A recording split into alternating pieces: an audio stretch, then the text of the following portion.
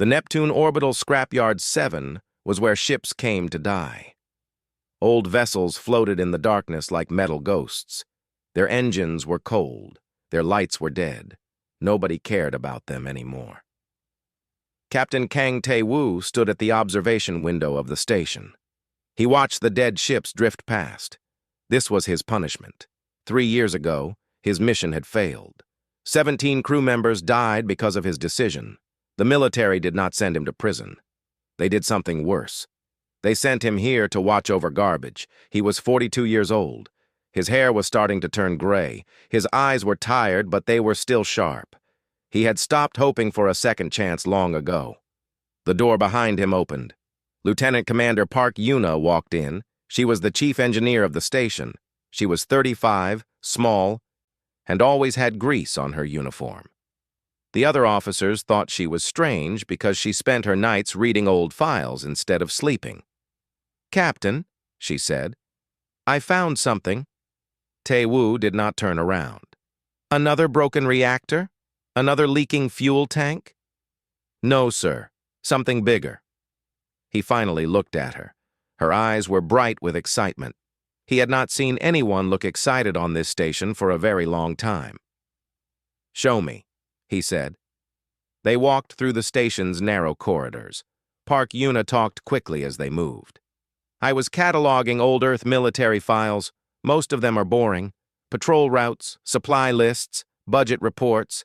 But then I found something classified. It was buried deep. Someone tried very hard to hide it." They reached her small office. Screens covered the walls. Old documents filled every surface. Dr. Baek So-hee was already there. She was a civilian scientist sent by Earth to mark old ships for destruction. She was young, only 28, with curious eyes and a quiet voice. "Dr. Baek found it first," Park Yuna admitted. "She asked me to help her understand the engineering parts."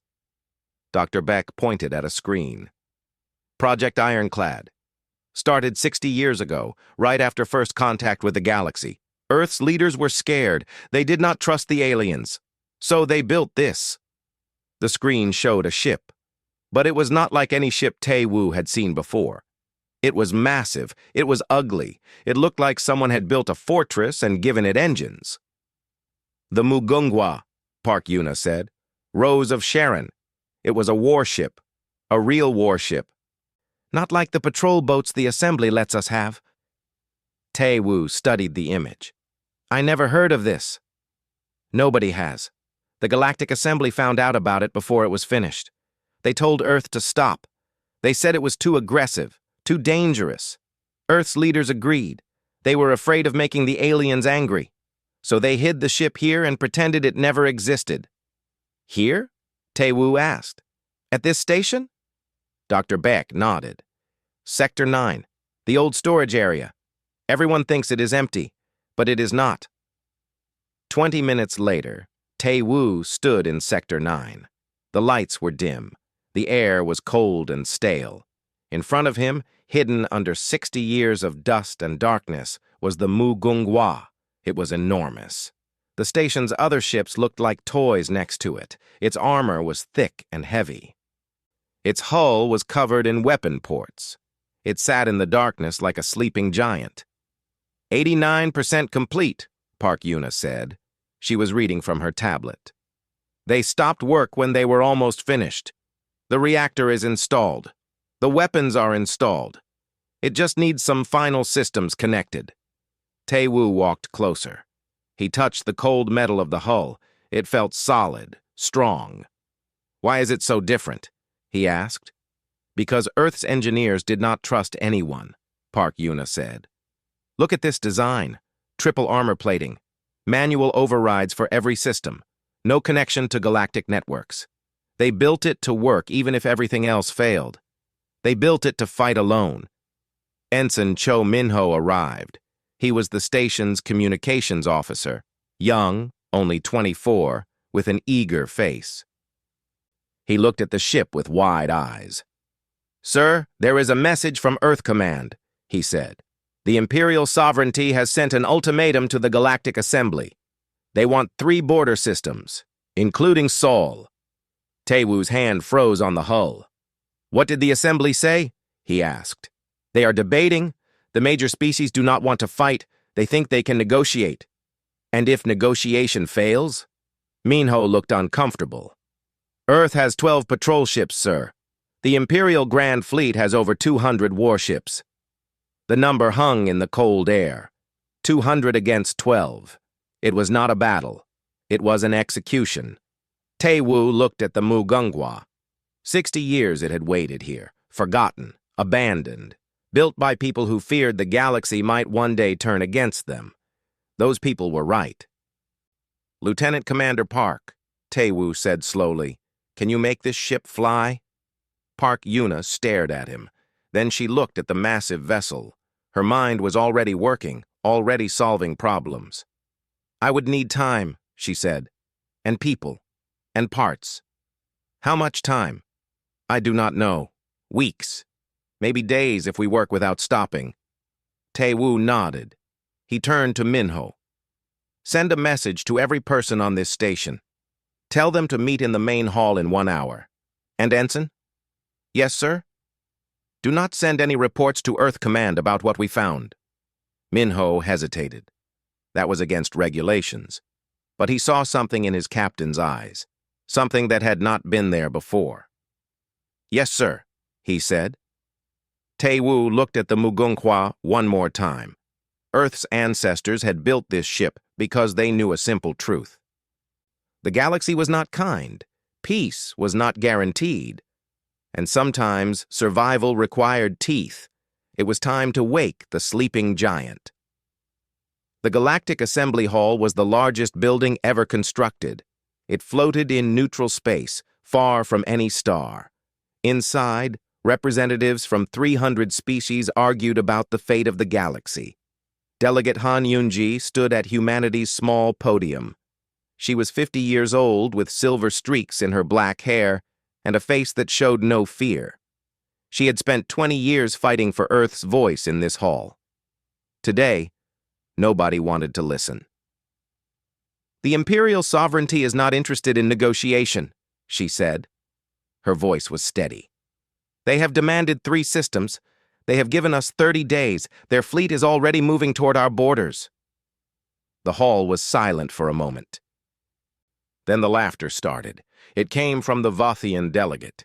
His species was old and powerful. They had ruled their sector for 10,000 years. To him, humans were children. "And what do you suggest, Delegate Han?" he asked. "That we fight? The Imperial sovereignty has the largest military fleet in this region of space. What could humanity possibly contribute? Your species has 12 ships. 12. More delegates laughed. Han Yunji felt her hands shake with anger. She held them still. "We are asking for help," she said. "If the assembly stands together, the sovereignty will not attack." "Or," the Vothian said, "we give them the 3 systems they want. None of those systems are important. Let them have their prize. They will be satisfied." "One of those systems is Seoul," Han Yunji said. "My home." 8 billion people. The Vothian waved his hand dismissively. "Then move them. Humans are adaptable. That is the one thing your species does well." Han Yunji wanted to scream. She wanted to break something. But she was a diplomat. She had learned long ago that anger did not win arguments in this hall. "If you give them Seoul," she said carefully, "they will want more. Empires like the sovereignty do not stop. They only grow hungrier." The Vothian smiled. "Perhaps, but that is a problem for the future. Today we choose peace." The assembly voted. 212 species voted to negotiate. 88 species, including Earth, voted to fight. The motion failed. Han Yunji walked out of the hall. Her assistant, a young man named Shin Jaiho, followed her. "What do we do now?" he asked. "I do not know," she admitted. "Earth cannot fight alone. We have nothing." Her communication device buzzed. She looked at the screen. The message was from Neptune Orbital Scrapyard 7. She did not recognize the sender. She read the message. Then she read it again. Delegate Han, the message said, you are wrong. Earth has something. Come to Neptune. See for yourself. Tell no one. Across the galaxy, Admiral Vorn stood on the bridge of his flagship, the Iron Will. He was tall and broad, with gray skin and eyes like black stones. He had commanded fleets for 40 years. He had never lost a battle. His fleet surrounded him. 200 warships, each one carrying enough firepower to burn a planet. They moved through space like a swarm of metal insects. Admiral, his second officer said, the Assembly has voted. They will negotiate. Vorn smiled. It was not a kind smile. Of course they will, he said. They are weak. They think peace is something you ask for. They do not understand that peace is something you take. And the humans? They voted against negotiation. Vorn laughed. It was a cold, empty sound. Humans! I have studied them. Do you know what they are? They are prey animals who learn to use tools. They have no fleet, no weapons, no allies. When we arrive at Sol, they will beg, and when begging fails, they will die. He turned to face his officers. Set course for Sol system, full speed. We will arrive in 18 days. The fleet moved. 200 ships cutting through the darkness like knives. On Neptune Station, Captain Kang Tae-woo addressed his crew. 340 people stood in the main hall. Engineers, technicians, scientists. A few retired soldiers who had taken jobs here because nobody else wanted them. You all know the situation, Tae-woo said. The Imperial sovereignty is coming. Earth has no fleet. The Assembly will not help us. In 18 days, the enemy will reach Sol. He paused. The faces watching him were scared. He understood. He was scared too. But we have something they do not know about, he continued. Hidden in this station is a ship, a warship, built 60 years ago by people who knew this day might come. It is not finished. It is not tested. And we are not soldiers. He looked at each face. Old faces. Young faces. Tired faces.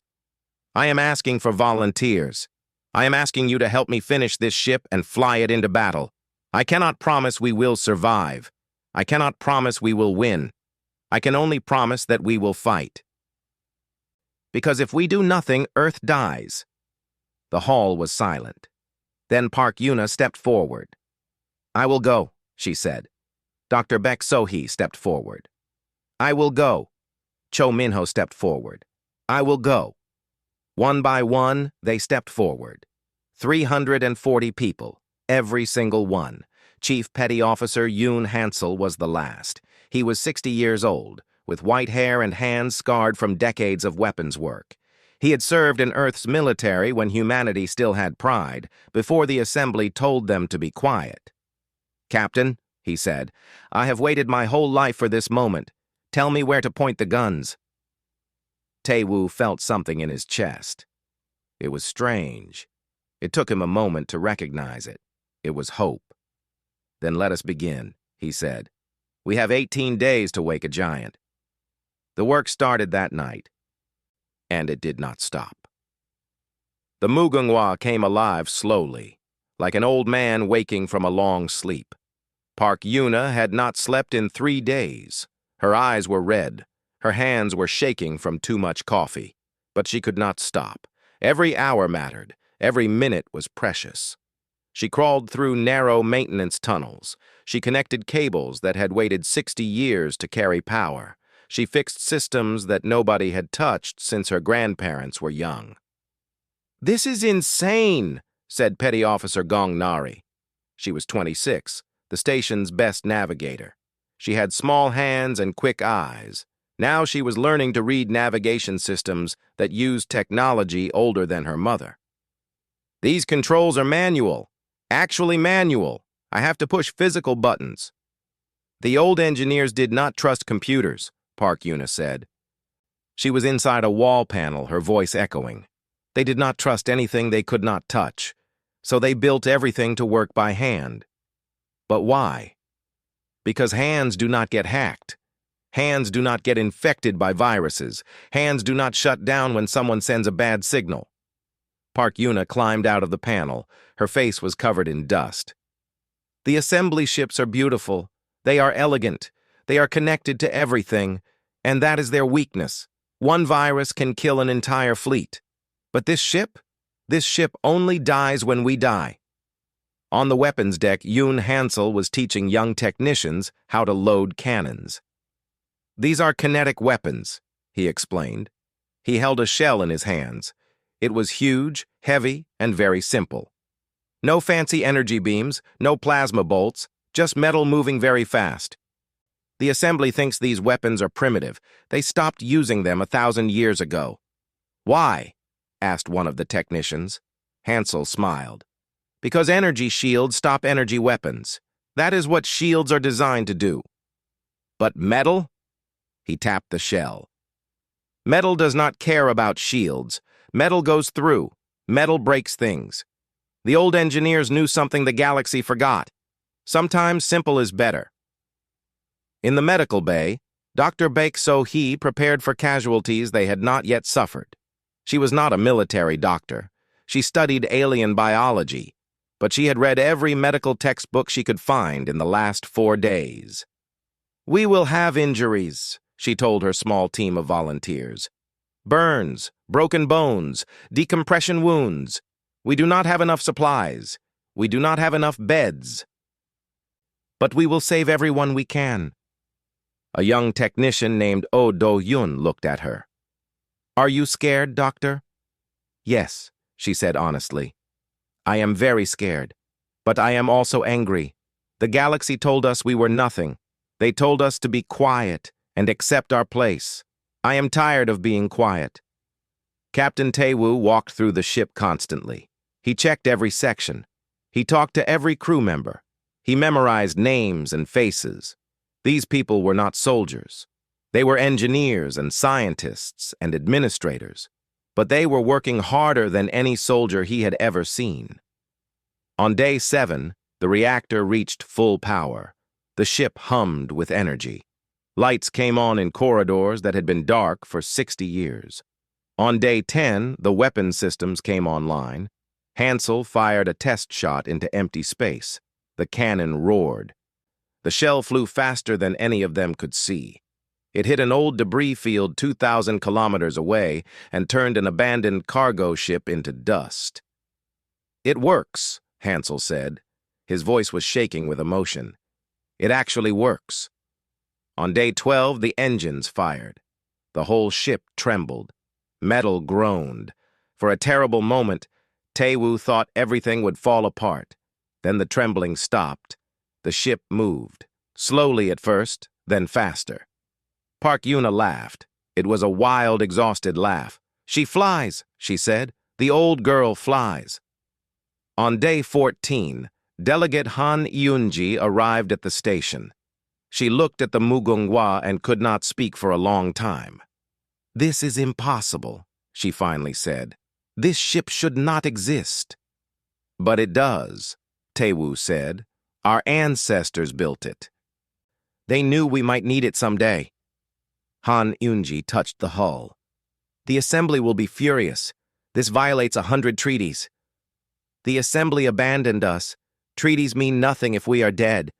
She looked at him. Can you win? I do not know. Their fleet is 200 ships.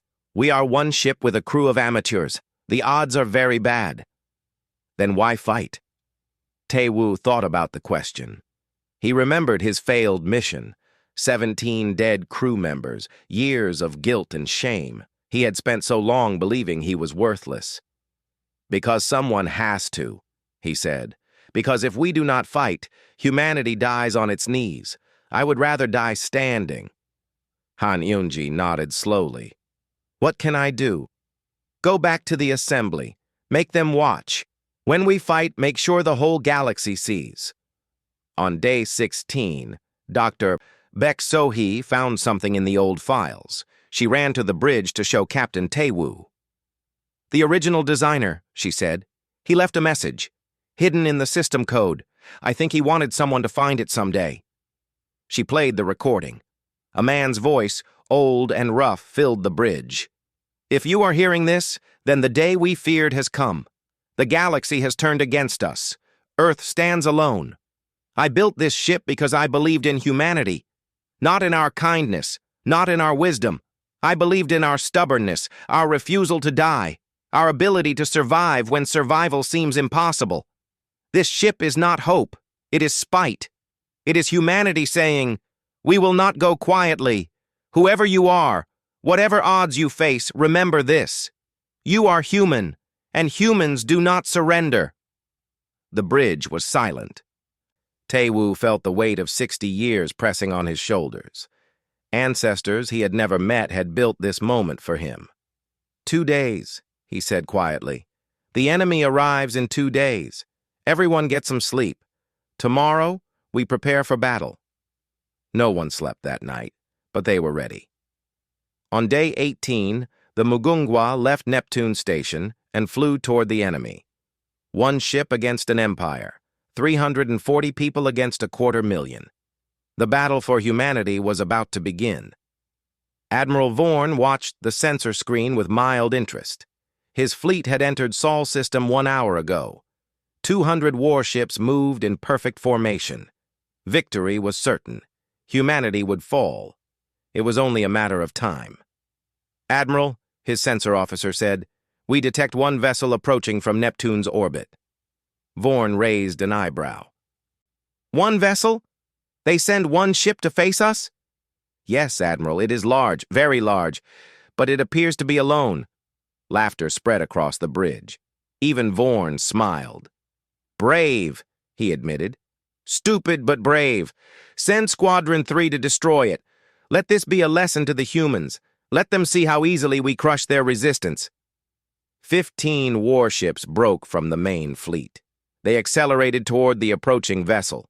Their weapons powered up, their shields activated. This would be quick. On the Mugunghwa, Captain Taewoo stood at the center of the bridge. Screens surrounded him. Crew members worked at their stations. Everyone was scared. Everyone was ready. 15 ships approaching, Gongnari reported. Her voice was calm. Her hands were steady on the controls. "They will reach weapon range in 4 minutes. "Yoon Han-sol," Taewoo said. "Are weapons ready?" "Ready, Captain. All guns loaded. All crews standing by." Taewoo looked at the approaching ships on the screen. 15 against 1. Bad odds, but not impossible. "Wait until they fire first," he ordered. "Let them think we are easy prey." The Imperial ships opened fire. Energy beams sliced through space. They hit the Mugunghwa's hull with explosive force. Alarms screamed. The ship shook, but the armor held. Park Yuna watched her damage screens with wide eyes. "Armor integrity at 96%. They barely scratched us." The Imperial ships fired again and again. Beams of energy pounded the Mugunghwa's hull. Inside, the crew braced against walls. Equipment fell. Lights flickered, but still, the armor held. On the Imperial flagship, Admiral Vorn stopped smiling. "What is that ship made of?" he demanded. No one could answer. Taewoo watched the enemy ships come closer. They were confused now. Their weapons were not working as expected. They were moving in tighter, trying to find weak points. "Now," Taewoo said, "fire." The Mugunghwa's guns roared. 30 kinetic cannons fired at once. Metal shells flew through space at incredible speed. They ignored the energy shields like the shields did not exist. They punched through hull armor. They tore through reactors and engines and weapon systems. 3 Imperial ships exploded in the first second. 2 more broke apart in the second. By the time 10 seconds had passed, 8 ships were dead. The surviving 7 tried to retreat. They were too slow. The Mugunghwa's guns found them one by one. Metal met metal. Fire blossomed in the darkness. 15 ships became 0 ships in less than 2 minutes. On the Imperial flagship, Admiral Vorn stood frozen. He could not believe what his sensors were showing.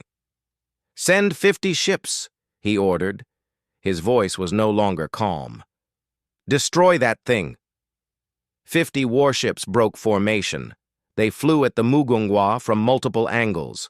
Their strategy was simple: overwhelm the enemy with numbers. Tae-woo saw them coming. He made calculations in his head. 50 ships, too many guns to dodge, too many angles to cover. "Gong Nari," he said, "take us into the asteroid field near Jupiter's moon." Nari hesitated for only a moment. Then she understood. "Yes, Captain." The Mugungwa dove toward the field of floating rocks.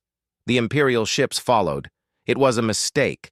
The asteroids were chaos. Rocks tumbled in all directions. The Imperial ships had to slow down. Their elegant formations broke apart. Their sensors could not track the human ship through all the debris. But the Mugungwa's crew could see just fine. They did not rely on automated sensors. They used cameras and windows and human eyes. They saw what computers could not. The battle became a hunt. The Mugungwa moved through the asteroid field like a shark through dark water. It appeared from behind rocks, fired devastating volleys, and disappeared again. Imperial ships died in groups of 2 and 3. Cho Min-ho worked communications with desperate speed. "Enemy ships are panicking. Their communications are chaos. They cannot coordinate." "Good," Tae-woo said. "Keep them confused." The fight lasted 3 hours. When it ended, 34 Imperial ships were destroyed.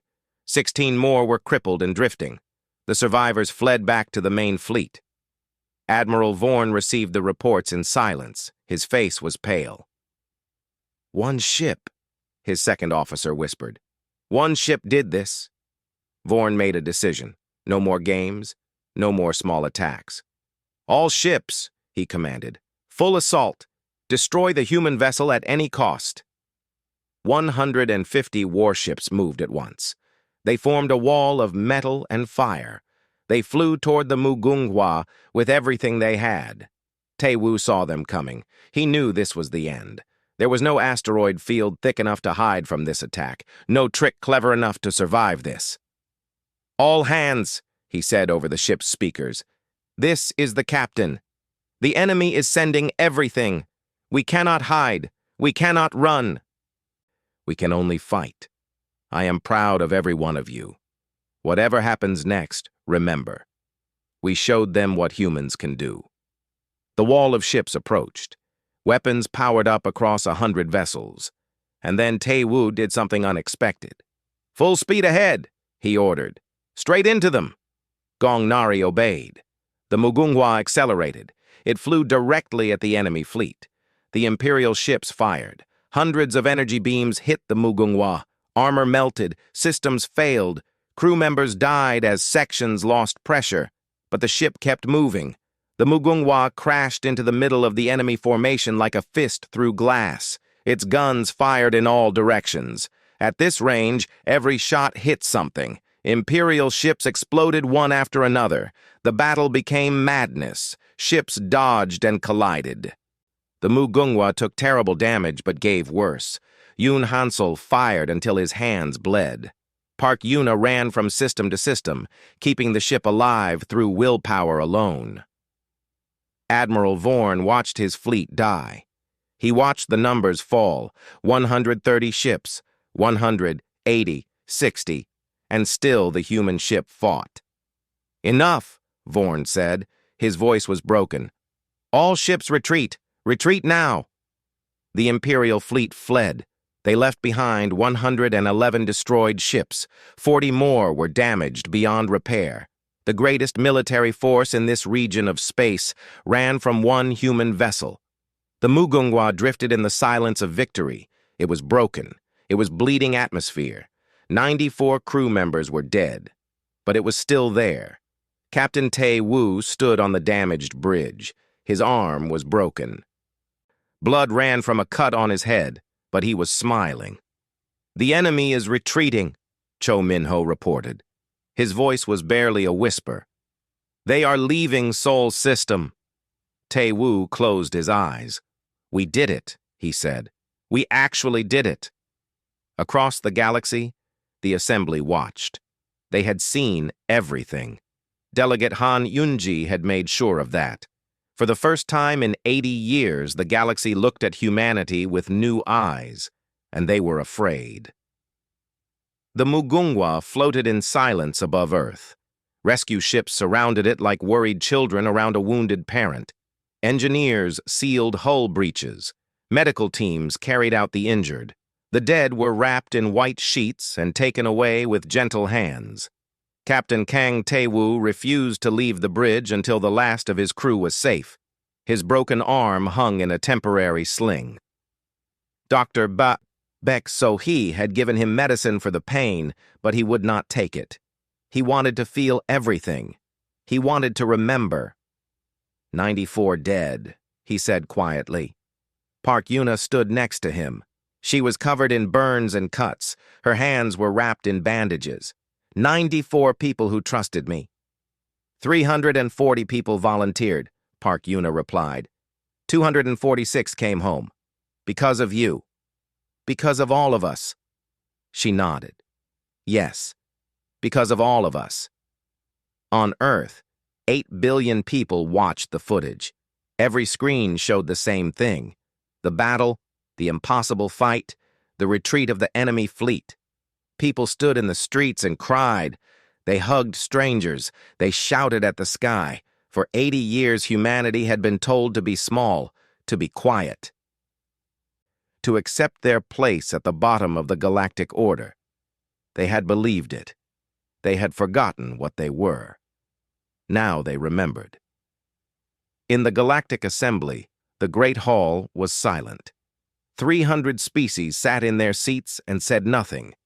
The screens above them showed the damaged Mugungwa, showed the debris field of destroyed Imperial ships, showed the face of Captain Kang Tae-woo. Delegate Han Yunji stood at her podium. She was tired. She had not slept in days, but her voice was strong.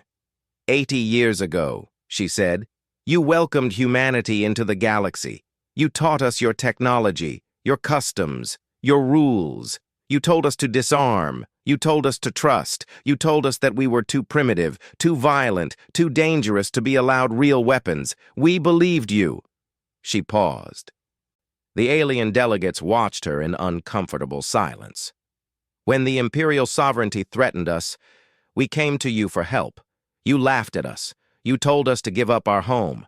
You told us that humanity did not matter. Her eyes moved across the hall. She saw fear in many faces. Good. You were wrong. She pointed at the screens. That ship was built by our ancestors, people who did not trust the galaxy, people who knew that someday we might have to fight alone. They built a weapon in secret. They hid it for 60 years. And when we needed it, when humanity faced extinction, 340 ordinary people flew that ship into battle against 200 warships. They won. They saved our species, not because of technology, not because of numbers, because they refused to die. She leaned forward. The Assembly spent 80 years teaching humanity to be weak. It took one day to remind us how to be strong. Remember this moment. Remember what one human ship did to the fleet that threatened the entire galaxy. And remember, there are 8 billion of us. We are not weak. We are not primitive. We are human, and we will never be quiet again. She stepped away from the podium. No one spoke. No one tried to stop her. In the Imperial sovereignty, Admiral Vorn knelt before his emperor. The great hall of the palace was cold. Guards stood along the walls. Vorn's officers had already been executed. He was next. You took 200 ships, the emperor said. His voice was soft, dangerous. You returned with 47. You were defeated by one vessel, one human vessel. Vorn did not make excuses. There were none. I underestimated them, he admitted. I thought they were prey. I was wrong. They are predators. They simply forgot it for a while. The emperor was silent for a long moment. The rebellion has begun, he finally said. Our subject world saw our defeat. They believe we are weak now. 3 provinces have already declared independence. More will follow. Vorn understood. The Imperial sovereignty was falling apart. One battle, one human ship. The entire empire collapsing like a house built on sand. "Execute me if you wish," Vorn said. "But remember my words. Do not attack Earth again. Do not give them a reason to build more ships. Because if they do, if they truly awaken, nothing in this galaxy will stop them." The Emperor said nothing. Guards came forward. Vorn accepted his fate without fear. He died, knowing he was right. On Neptune Station, the Mugunghwa returned home. It took 6 months of repairs. The armor was replaced. The systems were upgraded. New crew members joined the survivors. But the ship never forgot what it had done. Its name was painted on the hull in fresh gold letters. Captain Taewoo stood at the memorial wall. 94 names were carved into black stone.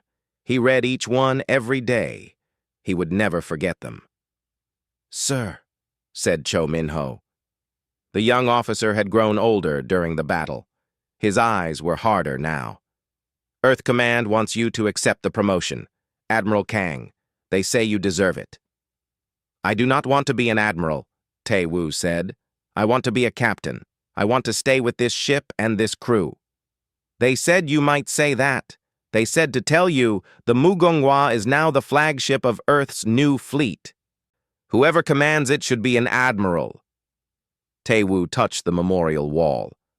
"These people were the heroes," he said. "I just drove the ship." "You did more than that, sir. You gave us back our pride." Taewoo thought about the words. Pride. For so long, humanity had none.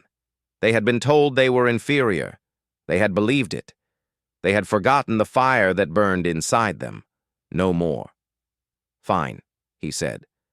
"I will be an admiral, but I stay on this ship, and the crew stays with me." "Yes, sir." Park Yuna found him later that day. She was holding a tablet. "I found something," she said. "In the old archives, more files from Project Ironclad." Taewoo looked at the screen. His eyes widened. "The Mugunghwa was not the only ship they planned," Park Yuna continued.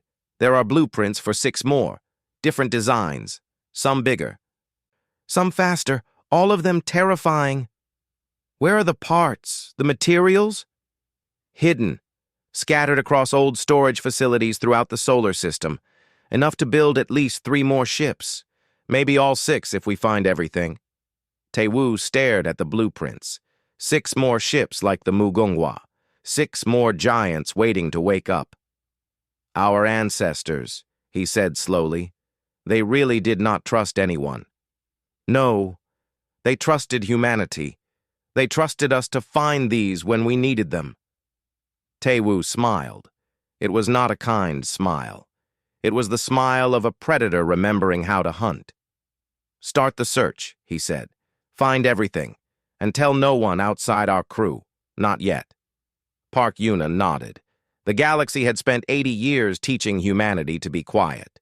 It took one forgotten ship to remind them why that was a mistake.